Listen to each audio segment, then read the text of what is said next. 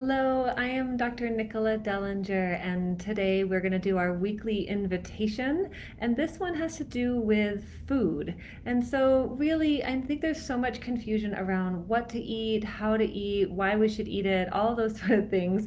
And so, I want to simplify things for you and just offer you this one simple trick, which is when in doubt, go dense. And what I mean by that is that a lot of times we're filling up on, or we're trying to fill up on foods that don't carry a lot of nutrition. And maybe their nutrition's been taken away because they've been highly processed, like commercially baked products, be it bread or crackers or pastas, those sort of things.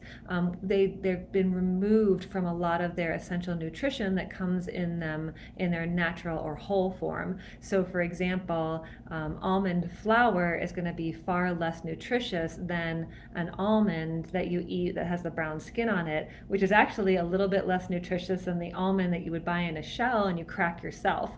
And so there's just all these layers of nutrient density. Another way we get nutrient dense food is by eating food that has been picked relatively freshly, and that's where eating locally comes into play. I live in Colorado. There's not a ton of stuff growing this time of year, so I'm supplementing my winter foods by buying sprouts that come and they're alive. And so when I cut them, there's so much alive richness and enzymes that are available in those sprouts. So I'm eating living food and freshly harvested food every single day, which adds a different level of nutrition than going to the grocery store and buying an avocado that was maybe picked 2 weeks before when it was still hard on the tree, so it didn't get a chance to get all the nutrition that it could get so that it would not go bad during shipping and then while it's on the shelf. So again, I have those avocados in my kitchen too. I'm just using it as an example. Breakfast is a place that we can do much better as far as nutrient density goes. So whether it means sauteing up some greens to have with your eggs, or some mushrooms and peppers and onions to go with your eggs, or maybe it's putting in chia and flaxseed and some coconut oil into your oatmeal. Maybe it's switching from cereal to say something quick and easy like chia pudding, or looking at something like whole wheat toast with some pasteurized butter, some avocado, some sea salt, some brewer's yeast, and a chopped hard-boiled egg. Now you're getting something that's loaded with minerals and B vitamins, essential fats, and a little bit of protein and some fiber. And so all of a sudden your waffle or bagel to go gets transformed into a sprouted whole wheat blend of fats, protein, and fiber that's actually incredibly tasty too.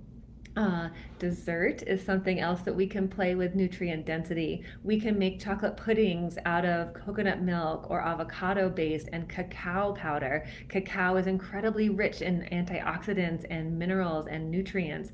And so and then we can really control how much sugar we're getting and what type of sugar it is, because maple syrup or raw honey is going to be really replete in those B vitamins, those trace minerals, things that are totally absent from refined sugars, white sugars, again, refined products, cookies, candies, things that we would buy in the store. So it's not that we shouldn't taste the sweetness of life. Definitely make room for that in your world, but consider a more nutrient dense sweetener, and one that you can control so that your palate gets that hint of sweet without being totally overwhelmed and exhausted by that.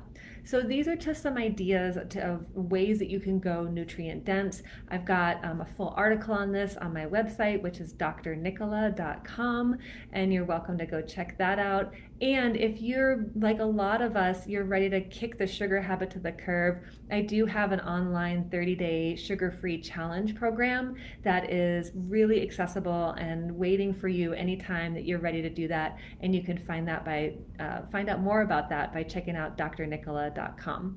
Thanks so much for joining me today. Let me know what kind of inciting inspirations you create around choosing different foods and just considering nutrient density, rather than I can't eat this and I can't have that, because that creates that feeling of lack, and then it becomes very unexciting, unappealing, and maybe we make a diet change for a couple of days, but it doesn't ever really last and doesn't really fill us up. So if you focus on nutrient density and foods that carry a lot of nutrition, then you'll you'll start shifting away from salsa into guacamole, away from chips and into sliced radishes or jicama or cucumbers to dip with.